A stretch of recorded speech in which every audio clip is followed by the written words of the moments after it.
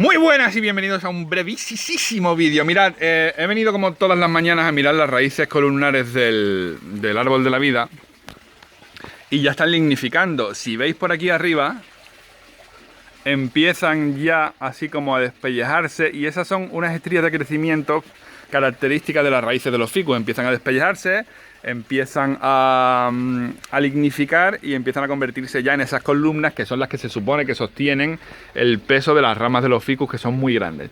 Y mirad lo que me he encontrado aquí. ¿Veis? Perdonadme de verdad el pulso y esto, pero es por hacerlo con el móvil. ¿Veis aquí? ¡Qué maravilla! Eso me pone súper contento.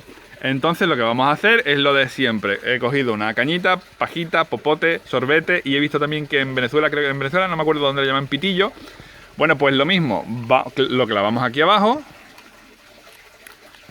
y lo ponemos aquí arriba con cuidado siempre, por favor, de no romperlo, que hace mucha ilusión. Y tenemos ahí otra raíz que está saliendo y otra raíz que vamos a conseguir en el árbol de la vida. Y así empieza el lunes, qué alegría. Y luego esta raíz de aquí, que está así como un poco sequerona y que no termina de romper a crecer, pues oye, la tengo ahí con la cañita, a ver si... ¡Oh, que se me cae! Perdón.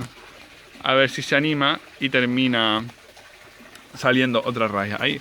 Pues nada, seguimos con la evolución del árbol de la vida tal y como él la elige. Es su propio desarrollo como bonsai, bonsai siempre entre comillas, porque esto es como un seto gigante.